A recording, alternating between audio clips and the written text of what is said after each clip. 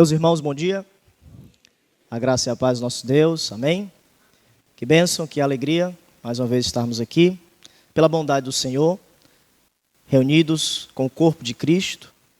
Jesus é o cabeça, nós estamos reunidos em torno da sua presença, da sua poderosa mão que nos salvou e tem a cada dia feito aquilo que lhe apraz. Então, nós devemos sempre louvar a Deus por isso. Sempre é bom nós estarmos reunidos, cantando ao Senhor. É algo que é maravilhoso, aquilo que Deus faz, segundo o beneplácito da sua vontade. Então, que Deus continue nos abençoando nessa manhã maravilhosa para a sua glória. Vamos abrir as Escrituras em Efésios capítulo 6.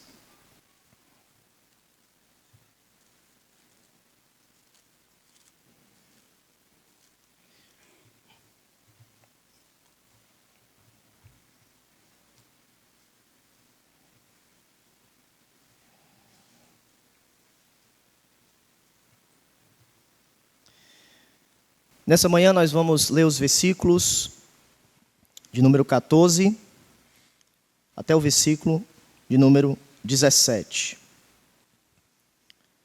Essa manhã, nosso intuito é nós nos concentrarmos nas peças da armadura de Deus.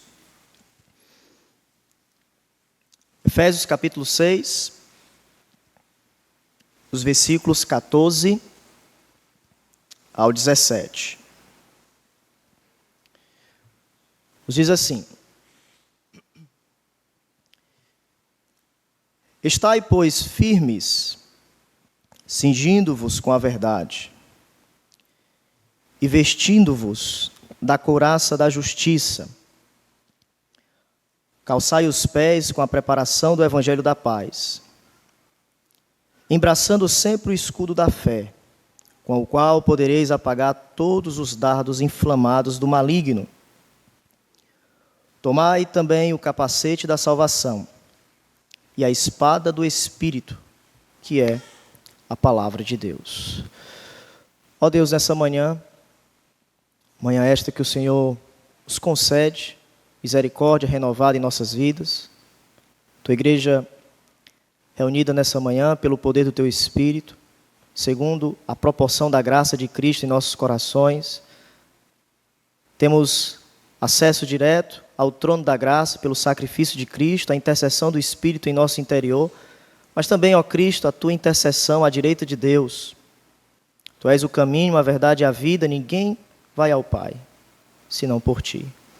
Por isso nós apresentamos o nosso culto, as nossas orações como sacrifício agradável ao Senhor, para que o Senhor mais uma vez venha ao nosso favor, santificando a palavra, mas também santificando o nosso ouvir, que possamos estar atentos àquilo que o Senhor tem para as nossas vidas, ó Pai soberano, ó Deus bondoso, Deus justo.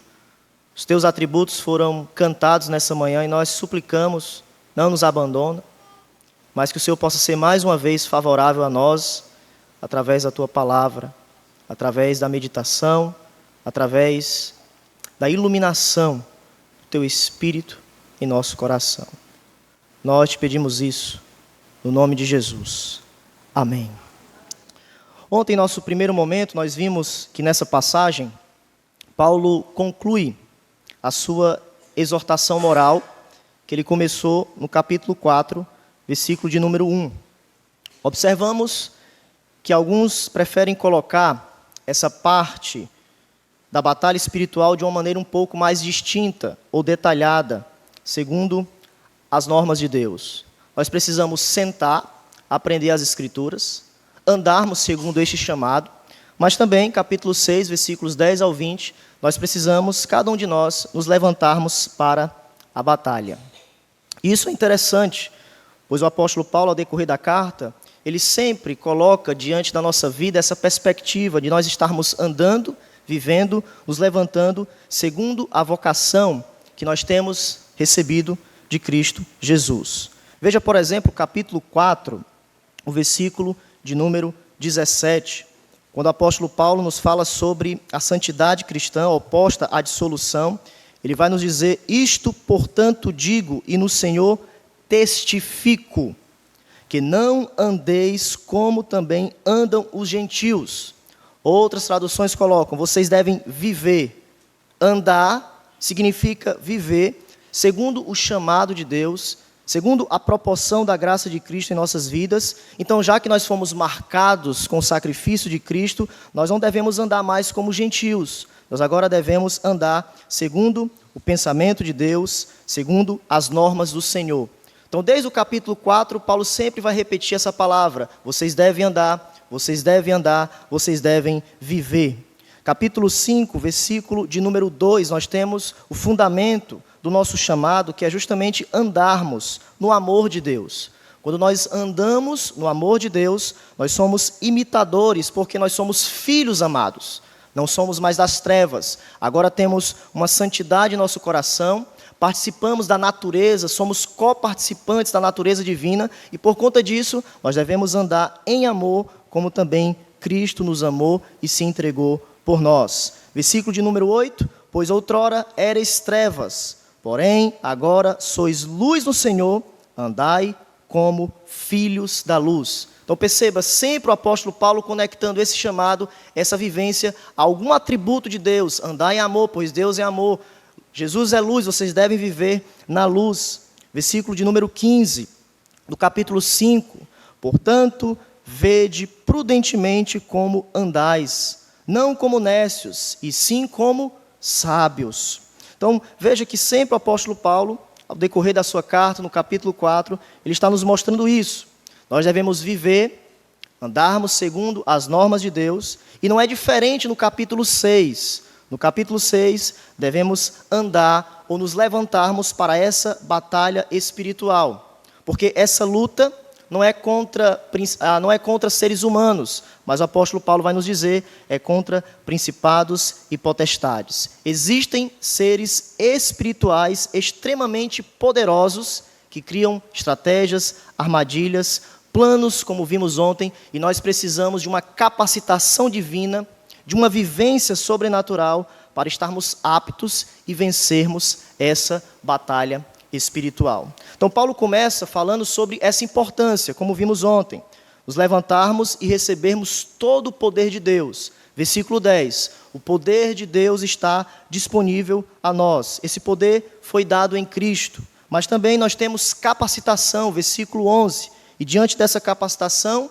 nós temos a luta espiritual. E tudo isso, Paulo vai nos dizer, no versículo 13 do capítulo 6, nós devemos tomar essa armadura para que possais existir no dia mau e depois de ter vencido tudo, permanecer inabaláveis. Então o poder está disponível, nós temos capacitação, enfrentamos essa luta espiritual, mas devemos sempre dependermos do Senhor, porque Ele deu a armadura, os meios são de Deus e nós precisamos colocar o nosso coração diante dessa dependência para sermos bem-sucedidos. Depois de falar de tudo isso, Paulo agora vai detalhar nos versículos 14 em diante as peças da armadura. Nós precisamos nos revestir para lutarmos contra os nossos inimigos.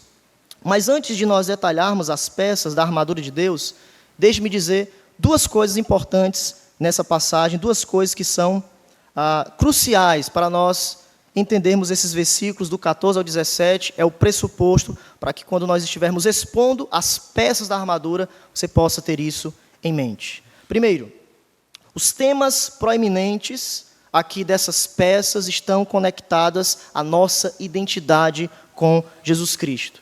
Podemos dizer que nesses versículos nós temos o clímax da nossa união com Cristo, de tudo que nós temos em Jesus, desse revestimento que Cristo coloca sobre nós através do poder do Espírito Santo. Nós precisamos sermos fortalecidos em Cristo. E como nós somos fortalecidos, nós temos essas peças aqui sendo colocadas, esses atos poderosos de Deus, segundo a proporção de Cristo em nosso coração.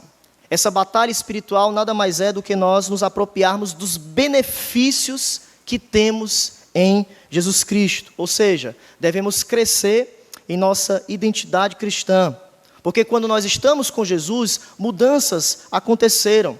Quando nós chegamos ao conhecimento da verdade, a justiça de Cristo, nós experimentamos o dom da tão grandiosa salvação. E por conta disso, nós devemos exercer esse relacionamento com Cristo de maneira profunda diante de algo que Deus colocou em nosso coração, segundo a bondade, a regeneração em nossas vidas. Então, em primeiro lugar, nesses versículos nós temos aqui a proeminência, a beleza da nossa união com Cristo sendo colocada em nosso coração para nós batalharmos segundo as normas do Senhor. Segunda coisa, acredito que a imagem que Paulo tem em mente nessa passagem é a do guerreiro divino. Muitos atrelam as peças da armadura de Paulo segundo a perspectiva do contexto romano. Porém, eu acredito que o pano de fundo do apóstolo Paulo é o Antigo Testamento. As imagens diretamente que Paulo coloca aqui dessas peças dessa armadura vêm principalmente de Isaías capítulo 11 e Isaías capítulo 59. Vejamos duas passagens para nós ilustrarmos isso, para nós percebermos a perspectiva de Paulo, o pano de fundo do guerreiro divino, segundo a batalha do Senhor. Isaías capítulo 11.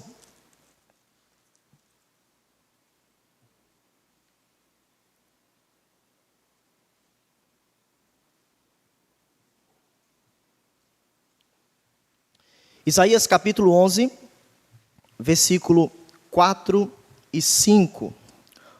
O reinado pacífico, o reinado do Messias, a profecia de Isaías falando sobre ele, nos diz: mas julgará com justiça os pobres e decidirá com equidade a favor dos mansos da terra, ferirá a terra com a vara da sua boca. Veja, tudo sendo colocado, a sua justiça, a sua palavra afiada, a espada do Espírito. Com o sopro dos seus lábios matará o perverso. A justiça será o cinto dos seus lombos, e a fidelidade o cinto dos seus rins. Então Isaías está nos dizendo que, em contraste com todos os seres humanos que vivem em rebelião contra Deus, o Messias vindouro virá em perfeita justiça, em fidelidade, encontrando a sua profunda alegria em viver diante de Deus. Não foi isso que Deus falou para Jesus? Este é meu filho amado em quem me comprazo, o meu filho único, que vai cumprir toda a justiça, pois ele está revestido de todo o meu poder, o meu espírito está sobre ele. Mas também o Messias vai promover reverência entre aqueles que estão no seu reinado. Salmos capítulo 2, beijem o filho, se submetam a ele.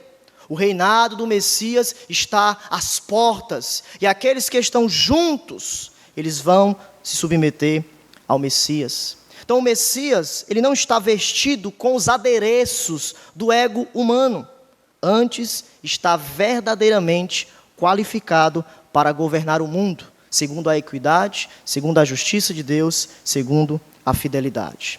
Isaías 59,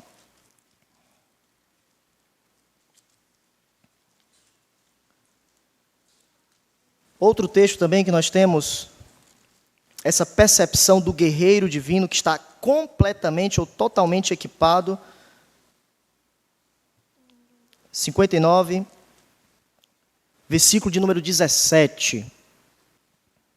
59, 17, que nos diz: vestiu-se de justiça como de uma couraça, e pôs o capacete da salvação na cabeça, pôs sobre si a vestidura da vingança e se cobriu de zelo como um manto. Então Deus, completamente equipado como um guerreiro, não apenas perdoando pecados, mas se opondo às forças do mal. E a guerra espiritual é justamente isso, Deus nos equipando segundo a nossa união com Cristo para estarmos contra as forças do mal, porque as nossas armas são espirituais. Elas não são carnais. O que Paulo quer nos dizer é que a mesma armadura que estava sobre o Messias está sobre nós. Jesus batalhou, ou Jesus enfrentou a sua batalha escatológica, segundo o equipamento de Deus sobre ele. Oração, palavra, enfrentou Satanás segundo a palavra de Deus, foi tentado, se revestiu de Cristo, ou de Deus, melhor dizendo, equipando-se nessa peregrinação. Hebreus capítulo 12 vai nos dizer, contemplando os heróis da fé, mas colocando Jesus no capítulo 12, ele é o grande herói e ele também venceu a corrida. Ele correu segundo o equipamento, a batalha de Deus que estava sobre ele. E agora vocês, meus irmãos, devem também se revestir de Cristo, porque a mesma armadura que estava sobre ele também está sobre vocês. A nossa união com Cristo, a nossa identificação, nos coloca nessa mesma batalha, nessa proporção da graça. Cristo já venceu essa batalha. E nós que estamos nele, testificados pela fé nele, nós também andamos e vivemos com Cristo segundo o seu revestimento. Então, essa batalha espiritual, eu diria, é uma batalha espiritual cristocêntrica. É uma batalha espiritual cristocêntrica, por quê? Porque Cristo foi o nosso grande guerreiro. Ele já venceu essa batalha. E agora, ele coloca o dom da sua graça sobre nós. Efésios capítulo 4, nós podemos dizer que Jesus subiu ao seu monte Sião, porque ele venceu. E o texto vai dizer, agora, pelo seu triunfo, ele coloca os seus dons para os seus filhos. Cristo compartilha todos os benefícios da cruz em nossas vidas. E agora nós devemos nos apropriarmos de Cristo para também batalharmos essa batalha escatológica que já foi vencida, mas ainda não completamente. Efésios capítulo 6, diante dessas duas informações importantes, essa manhã nós vamos finalizar com essa primeira peça, que é a verdade. A verdade é colocada aqui em Efésios capítulo 6 como um cinto. É a primeira das 6 armas. Paulo vai nos dizer, estais, pois, firmes, cingindo-vos com a verdade. Já que nós estamos diante de uma oposição singular, é algo sobrenatural, Deus coloca o seu poder disponível a nós, ele vai continuar, estai, pois, portanto, se refere aos versículos anteriores. Vocês agora devem se revestir da minha armadura, ele vai detalhar cada peça que nós devemos nos revestir para que possamos estar firmes, inabaláveis no Senhor. E a primeira peça é a verdade.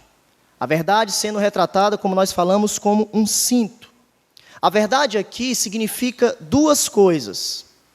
Tanto os objetivos da fé, que são as questões doutrinárias, capítulo 4, versículo de número 5, vai nos dizer que nós temos um só Senhor, uma só fé e um só batismo. Uma só fé significa o corpo de doutrinas. Judas vai nos dizer que Deus nos entregou doutrinas que nós precisamos lutar por elas, um corpo de verdades. Então, verdade aqui, Deus nos coloca, ou Deus nos dá essas verdades, significa esse corpo de doutrinas, o objetivo da nossa fé. Mas também, essa verdade significa os elementos subjetivos, que é a nossa vivência. Vivermos de maneira correta, a maturidade em Cristo, a santificação e tantas outras bênçãos que Cristo coloca em nossos corações, como por exemplo, o capítulo 4, versículo 15. Capítulo 4, versículo de número 15. Mas, seguindo a verdade em amor, cresçamos em tudo naquele que é a cabeça, Cristo. Então, Cristo lidera, direciona, governa segundo a verdade, segundo o seu amor. Versículo de número 25. Por isso, deixando a mentira, fale cada um a verdade com o seu próximo, porque somos membros uns dos outros. Então, a verdade significa esse corpo de doutrinas, mas também essa vivência espiritual que nos leva à maturidade em Cristo. E Paulo vai nos dizer que essa verdade deve ser cingida. Vocês devem preparar as vestes da salvação. Mas não somente isso, veja, já que é um cinto, vocês devem se preparar apertando essa veste da salvação com o cinto da verdade. Paulo retrata a salvação como se fosse uma grande e bela vestimenta, que ao decorrer do tempo ela precisa ser ajustada. O novo homem, o novo revestimento, a santidade, o domínio próprio, associar a fé, todas essas coisas, todas essas bênçãos, essa grande salvação é colocada sobre nós, mas à medida que passa, nós precisamos ajustar o nosso coração segundo essa grande salvação, mediante a verdade de Cristo sobre nós. E não é isso, meus irmãos, que o cinto faz? Pequenos ajustes em nossas vestes. Muitas vezes, certas coisas precisam ser ajustadas em nossa vida. Coisas que estão mal direcionadas, fora do foco. O nosso coração às vezes não está tão bem como nós queríamos que estivesse. Mas o que é que acontece? Quando a verdade vem, direciona de novo essa veste. Coloca cada ponto no seu devido lugar. O cinto da verdade. A verdade ajustando o nosso coração segundo a vontade de Cristo. A palavra de Deus permanece, a palavra de Deus é real, a palavra de Deus que nos salvou, que é incorruptível, a palavra de Deus coloca tudo no seu devido lugar. Tudo. Paulo está nos dizendo isso. A verdade mantém a armadura espiritual de pé. A verdade mantém, lidera, governa, protege a nossa vida, essa tão bela vestimenta que nós temos segundo a justiça de Cristo. Então precisamos usar a verdade. Precisamos conhecer a verdade para que possamos batalhar de maneira correta. E aqui, meus irmãos, eu acredito que é o primeiro ponto nessa manhã que nós precisamos meditar. Nós devemos começar com a palavra de Deus. A verdade de Deus nos liberta do pecado e da culpa. João capítulo 8, versículo 32. E conhecereis a verdade vos libertará. Os fariseus, diante do pecado, Jesus olha para eles, vocês devem conhecer a verdade. Vocês não estão na verdade. A verdade, quando chega, ela direciona, ela transforma, ela coloca tudo no seu devido lugar. Na grande oração de Jesus, mostrando a sua comunhão com o Pai, em João 17, versículo 17, santifica-os na verdade, a tua palavra é a verdade. O meio da santificação é a palavra de Deus. É a primeira coisa, é o fundamento. Tudo deve estar de acordo com a santíssima lei de Deus, onde deve estar o nosso prazer.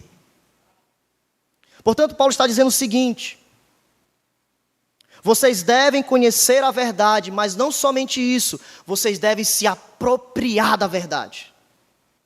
Essa vestimenta, esse cinto, vocês devem vivê-la. Vocês devem desejar a verdade. Vocês devem viver de acordo com a minha lei. De acordo com a minha vontade, porque foi isso que Jesus fez em sua batalha escatológica. Ele viveu, obedeceu até a morte e morte de cruz. Ele amou a lei do Senhor. Foi o grande fundamento do ministério segundo o poder do Espírito sem medida que estava sobre Jesus. E também deve ser nos seus filhos, porque Jesus nos diz: aqueles que me amam ouvirão a minha voz. Aqueles que me amam obedecerão os meus mandamentos. A minha verdade permanecerá em minha verdade. Eu acho muito interessante quando o salmista, no capítulo 51, versículo 6, vai dizer: tu, porém, desejas a verdade. Aonde? No íntimo. Outras traduções vão dizer o seguinte: ele deseja a verdade no lugar secreto. O lugar secreto é o nosso coração. É lá onde procede as fontes da vida. É lá onde a palavra deve estar, constantemente batendo, batendo, batendo, e a sabedoria será demonstrada. O salmista nos diz isso: no coração, e me mostras, ó Deus, a sabedoria. Deus deseja fidelidade no íntimo, pois é no coração onde a fidelidade e a sabedoria são nutridas. É aqui onde a gente deve nutrir. Ao ler as Escrituras, ó Deus, coloca esse versículo em meu coração, ó Pai. Ó Deus, eu preciso dessa verdade. Ó Deus, que a Escritura esteja contra mim mesmo, ó Deus. Que meu coração esteja aqui. Que meu coração vibre com isso aqui. É disso que nós precisamos, batalharmos, segundo o desejo, a verdade no íntimo, no lugar secreto.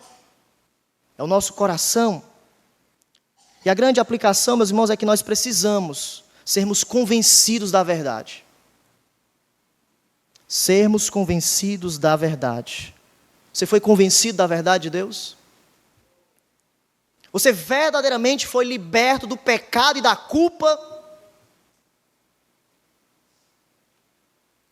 Sabe por que isso é interessante? Essa firmeza que Paulo vai colocar aqui, já que é uma batalha espiritual, porque existe um grande contraste nessa batalha espiritual. Nós podemos ver isso em João capítulo 8. João capítulo 8.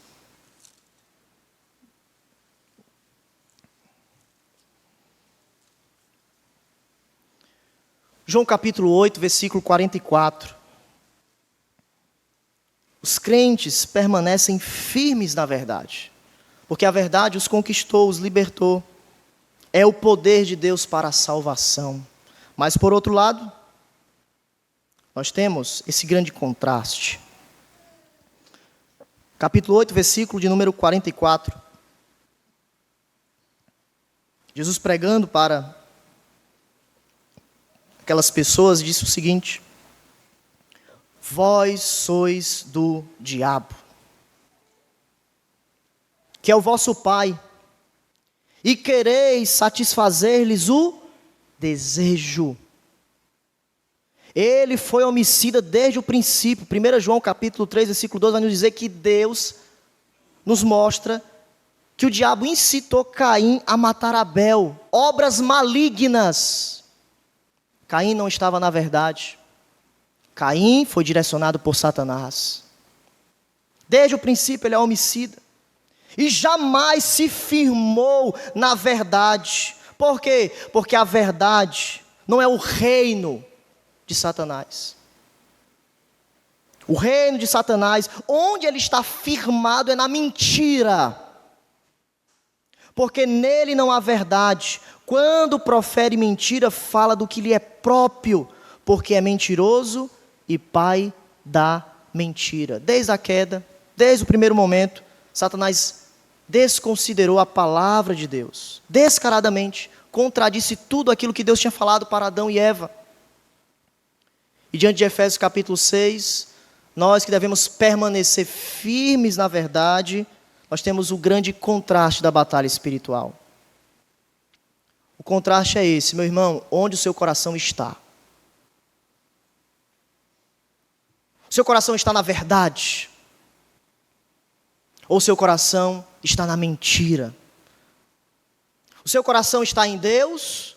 Ou o seu coração está em Satanás? Não tem meio termo nessa batalha. Ou você estará do lado de Satanás, ou você estará do lado de Deus. Satanás permanece na mentira, os crentes permanecem na verdade. Jesus é a verdade. Hoje, nessa manhã, a pergunta de Deus é essa. Neste culto pela manhã, onde está o nosso coração? Qual lado nós estamos? Será se de fato o meu coração foi regenerado por Cristo para que eu possa amar a sua lei, amar a sua verdade? Porque se eu não desejar e não amar verdadeiramente, eu não conseguirei ajustar as vestes. Eu preciso primeiro estar na verdade. Eu preciso primeiro amar a Jesus, para que através disso as demais coisas sejam acrescentadas. Precisamos levar todo o nosso pensamento cativo a Cristo. Todo o nosso pensamento. Meus irmãos, nós precisamos perguntar aos nossos corações: de que lado nós estamos nessa batalha espiritual? Você está na verdade de Deus? Ou você está do lado de Satanás? Ó Deus, nos ajuda a reconhecermos a Tua verdade verdadeiramente nessa batalha. Nos revestirmos do Senhor. Ajustarmos segundo a Tua palavra aquilo que precisa ser ajustado. O arrependimento, a santificação, a oração. Ó Deus, coloca a tua verdade sobre nós. Ó Deus, a tua palavra é afiada, ela corta, ela fere, mas também ela cura, ó Deus. Ela traz salvação, ela abate, ela exalta, ó Deus, segundo a tua boa vontade. Por isso, ó Deus, vem com a tua verdade. Queremos ser o povo da verdade, queremos amar a tua verdade, queremos orar segundo a tua verdade, queremos pregar segundo a tua verdade, queremos viver em família segundo a tua verdade. Ó Deus, vem com a tua verdade. Não permite, ó Pai, que os nossos corações caídos nos enganem. Tira de nós tudo aquilo que não provém do Senhor, mas que possamos, a cada dia, sermos transformados com a verdade do Senhor em nosso coração. Nós suplicamos isso. Ó Deus, tem misericórdia de nós. Nos abençoa nessa manhã segundo a tua verdade. No nome de Jesus. Amém.